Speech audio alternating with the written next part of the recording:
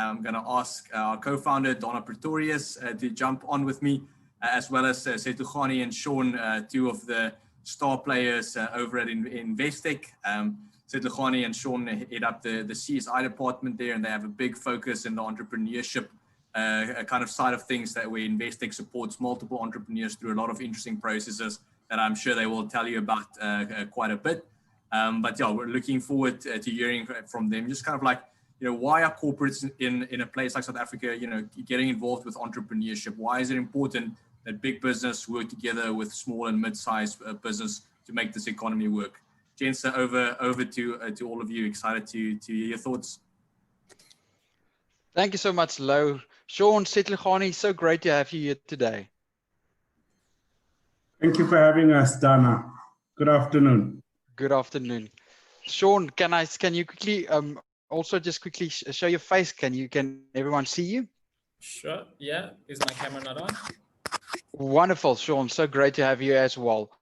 So quick introduction. Lo also mentioned Setlogane Manchiri, the head of corporate social investments at the Investec, and then also Shaun Milano, who's also a CSI portfolio manager at Investec. So great to have you gentlemen here today. Our biggest theme today is going to be why corporates are supporting entrepreneurs right now. Setlogane, I would love to pick your brain and give the floor to you firstly. From your point of view and experience, Setlogane, why do you think is it so important for corporates to support entrepreneurs, specifically now? Thank you, Dana. I mean, I think the most important point is that the support of entrepreneurship at all times is key. It's key because, put simply, entrepreneurship enables people to become active economic participants in any given society. And that active economic participation of individuals really has a massive positive effect on them. Their sense of purpose, their sense of contribution, sense of direction, sense of dignity, ability to put bread on the table returns to them. So it is important that we try and facilitate the active economic inclusion of as many people as possible. And I think, why now? Now more so because we're not quite yet out of COVID-19. We're not speaking of post-COVID-19, but I think the fact of the matter is we actually are going to have to rebuild. We are going to have to pick up the pieces. With or without COVID, we have to pick up the pieces. And part and parcel of picking up the pieces, as we face huge unemployment rates from country to country, more so in a country such as ours, with youth out of jobs, we really have to support emerging entrepreneurs. Government cannot continue to be the employment agency that it seemingly has been for many years. It's just not sustainable. The majority of jobs that are to be created by entrepreneurs. The support of entrepreneurs means that you're going to have a lot more job creators as opposed to more job seekers. And that's what this is about. We've got to support entrepreneurship in the face of what we are going through now, because critically, we have to have as many people who were initially active economically returning back to active economic participation in society. Thanks, Dan. Setlogane, that stands so much out for me. Shaun, if you were to add anything to that, why you think corporate should support entrepreneurs specifically right now? Sure. I think for me, Donna, it extends beyond just the right now, because that's what this whole thing is all about. I think it's about sustainability. Nobody operates in a vacuum. No business operates in a vacuum. No individual operates in a vacuum.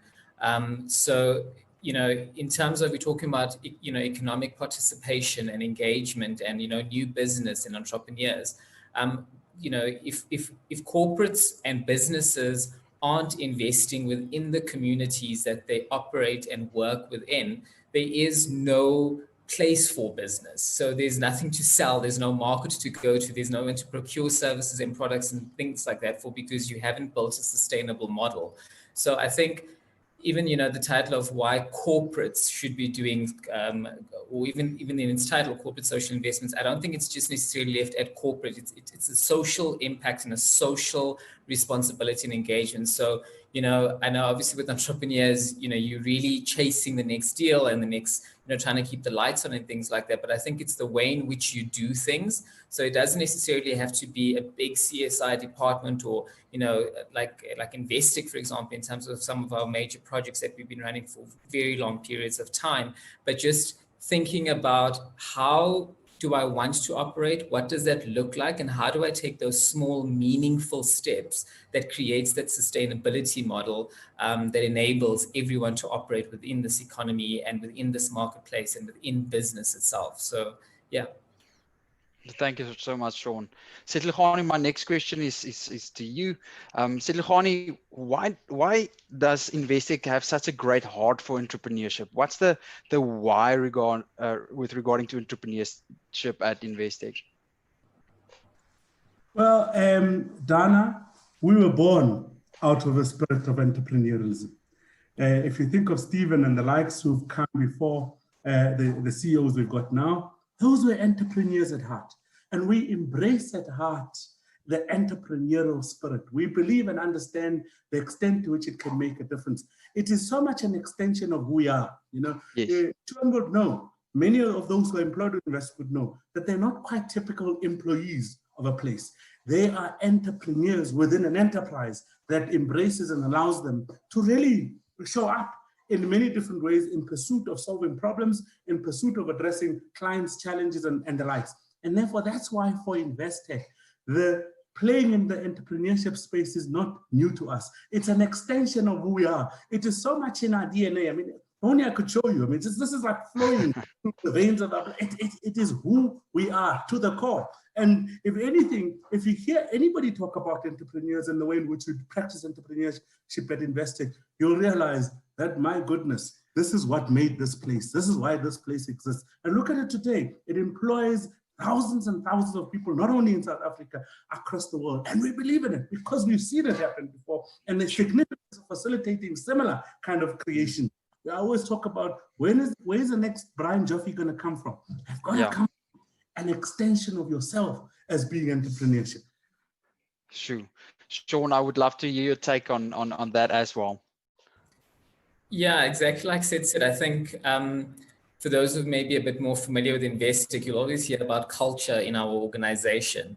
And that's really what it is. It's an entrepreneurial culture where you're not just a typical bank employee, scanning your access card in and out. I think the DNA, the energy, what Investec is about is intrinsically entrepreneurial before anything else. So it's about understanding how to do things in a smart way, in a different way that kind of is unexpected, but achieves extraordinary results. So I think, being at Investec for as long as I have been and set even longer, and, I think it's testament to that fact that it's truly an organization that is exactly what all entrepreneurs are all about, thinking sharp, thinking on your feet, being proactive, not just reactive, finding solutions, understanding how to pivot and how to navigate through uncharted waters, and not being afraid of uncharted waters as well. So I just think Investec is all about that. So, some people are sometimes,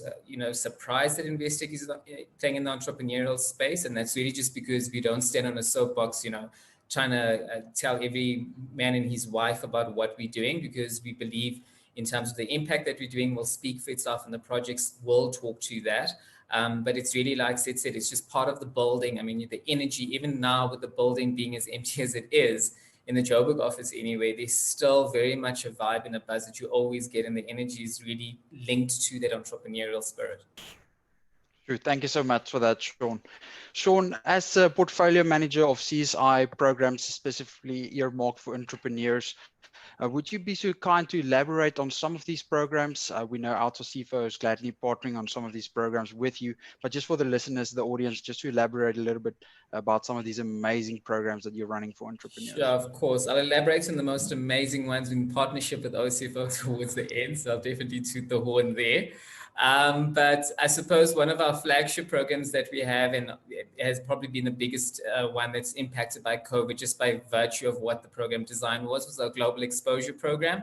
So this was an exciting, innovative, first of its kind globally from the exposure that we've had anyway, where we look to take entrepreneurs, South African entrepreneurs across different sectors to global destinations around the world, where there is amazing sort of thought leadership and processes within that specific sector, all with a view of these entrepreneurs getting global exposure and coming back to South Africa with a very different context and understanding and lens of how they can enhance and get their business, as well as even new market opportunities as well. From that, we also have our different pipeline programs as well. So again, it's not just about, we're all about a relationship and building a partnership and going through a journey with South African entrepreneurs, which we've been very, very fortunate to do. So we've got a fantastic alumni base across multiple sectors. We're also working with the Graduate School of Business in Cape Town, as well as Stuart Cohen, who's the co-founder of the Mr. Price Group. Him and Chris Hoskin have with the co-founders of Startup School, which is an online entrepreneurial learning program and very different to a lot of online programs, even if I do say so. And that's given us amazing results from entrepreneurs in sort of startup phase. And then we have our amazing programs with the you guys, Lo and team, on our Access to Finance Readiness program, which enables entrepreneurs to access finance from some of the likes of the investors that are on this panel, as well as giving them access to market opportunities as well. So that's just a flavor of kind of a very high level in terms of some of the programs we're running under the entrepreneurship banner at Investec. Oh, thank you so much for elaborating on that, Shaun. I would love to give the final word to Setlogane. Setlogane, I would love you to give some words of encouragement to the listeners today. Some of them are entrepreneurs, some of them are founders themselves, working very hard in their businesses. Some are network partners, some of them are investors. Just some word of encouragement from your side for the year to come also. Well, I mean, suffice to say, entrepreneurship is not the easiest of journeys. And as we now emerge with a new normal, with or without COVID, with or without vaccines, the reality is times are going to be much harder, much tougher. But the key remains, and I most probably am preaching to the converted, that in any good crisis, I consider it to be, we should not waste it because lies way too many opportunities. And not everybody is wired, I may add, to see these opportunities. But a lot of people that I'm addressing this afternoon are the kind of people wired, very well inclined to see the kind of opportunities, even in the most darkest of clouds. So the only silver lining, many of us ordinary people will wake up, will work from home, will work to an office, hybrid, whatever will happen, but will not see this. All we'll see is doom and gloom. But the people sitting virtually so this afternoon with us are people who are able to see the silver lining. And the thing about it, they will also appreciate that the window of opportunity only opens but this wide. Okay? And don't tell me, Lo, don't tell me, all colleagues, that what a lost opportunity, what a lost. Opportunities are never lost. Opportunities are taken by those who want them the most. And it is this lot of people who are better wired, who are more hungry for opportunity, who should be taking advantage as we emerge out of making sense of COVID-19 and its ramification to say, where to next? What next opportunity is going to be? So please, I plead with you, never waste a good crisis. This, as bad as it may be, lives have been lost and we are saddened by that, and we've been shaken in many ways than one. But my goodness, what a gem of a crisis this is. And only you people will understand what a gem of a crisis this is. Fully utilize it for what it is. Please don't waste a good crisis. Thank you. Thank you so much, Setlogane, for that words of encouragement. Shaun, thank you so much for your input. Such amazing gems. So great to pick your brain. Again, it's so great to partner with Investec on these amazing programs and to really see the heart that you have for entrepreneurship. Thank you very much, Shaun. And thank you. Thanks for having us. A great team. Hey, Lo here, one of the founders of Outsource CFO. If you enjoyed this video, make it official. Click subscribe.